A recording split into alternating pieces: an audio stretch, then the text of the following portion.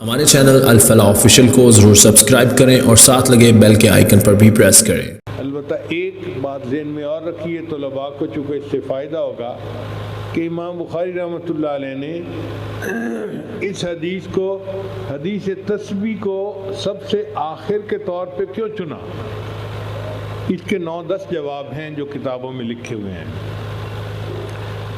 جب میں نے اپنے استاد سے یہ حدیث پڑھی تھی تو انہوں نے جو جواب محدثین کے لکھوائے تھے کہ بھئی امام بخاری نشست ختم کر کے اٹھ رہے تھے تو انہوں نے کہا کہ میں سبحان اللہ پڑھ لوں گناہ معاف ہو جائیں گے، اور نبی علیہ السلام کو عمر کے آخری حصے میں تسبیح زیادہ کرنے کا اللہ نے حکم دیا، فسبح بحمد ربک واستغفرہ انہ کان توابا۔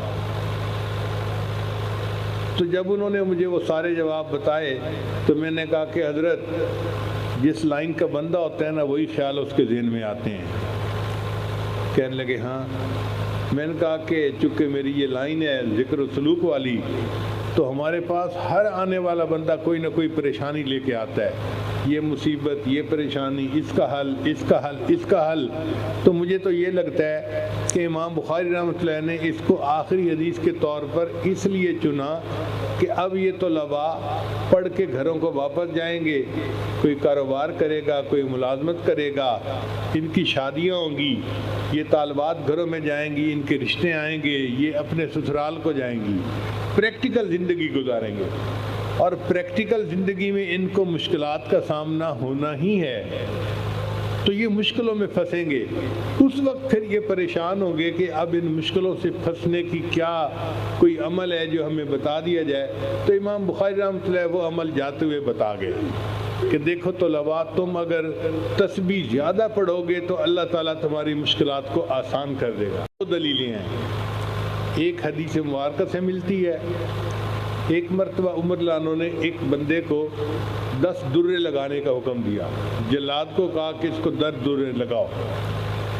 اب جلاد نے جب اس کو پہلا درہ لگایا نا تو اس بندے نے کہا سبحان اللہ، یعنی اس وقت کے مجرم بھی ایسے تھے کہ جو چوٹ پڑنے پر اول فال نہیں بکتے تھے، اللہ کا ذکر کرتے تھے۔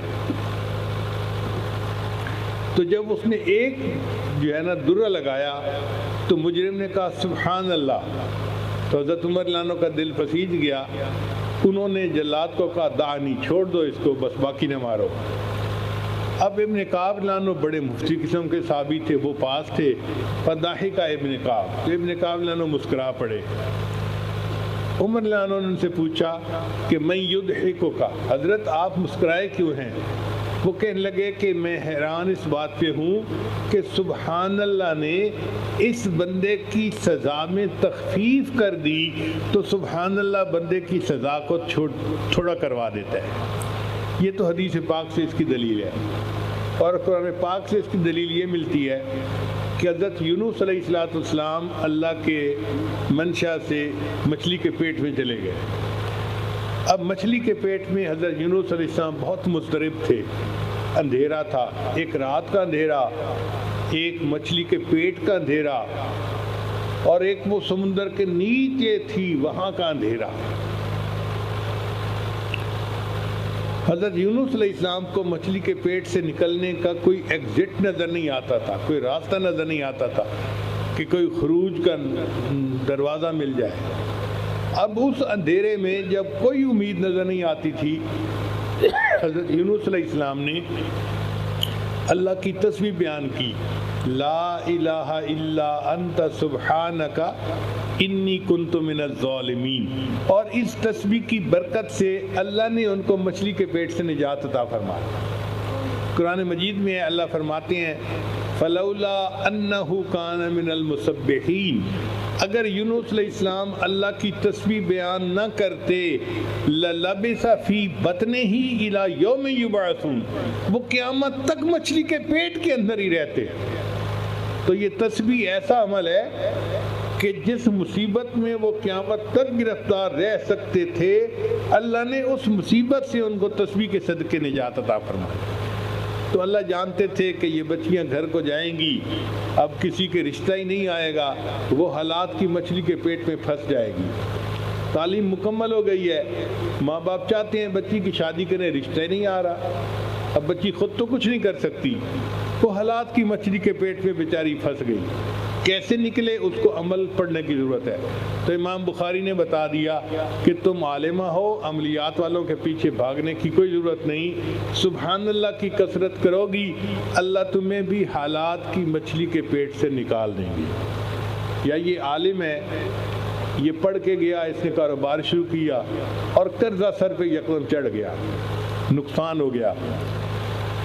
اب کئی لوگ قرضے کی مچھلی کے پیٹ میں ایسا پھنس جاتے ہیں، نکل ہی نہیں پاتے، کوشش کرتے ہیں، دن رات محنت کرتے ہیں، نکلنے کی صورت نظر نہیں آتی، پھر پریشان ہو کے کہتے ہیں کہ جی کوئی عمل بتاؤ کہ ہم ان حالات سے نکل جائیں۔ تو امام بخاری نے پہلے ہی بتا دیا کہ تم تسبیح کی کثرت کرنا، اللہ تعالیٰ تمہیں قرضے کی مچھلی کے پیٹ سے نکال دیں گے۔ لہٰذا امام بخاری رحمۃ اللہ نے طلباء اور طالبات کو جاتے جاتے ایک ایسا نسخہ بتا دیا کہ اب علماء طلباء کو عاملین کے پاس جانے کی پوری زندگی ضرورت ہی نہیں ہے۔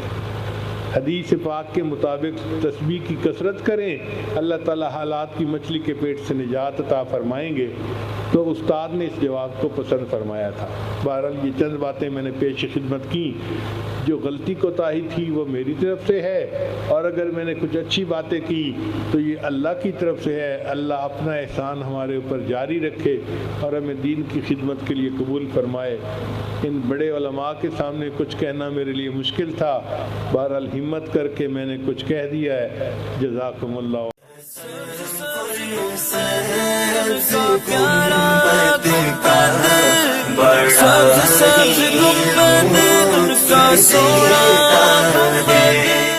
ہمارے چینل الفلاح آفیشیل کو ضرور سبسکرائب کریں اور ساتھ لگے بیل کے آئیکن پر بھی پریس کریں۔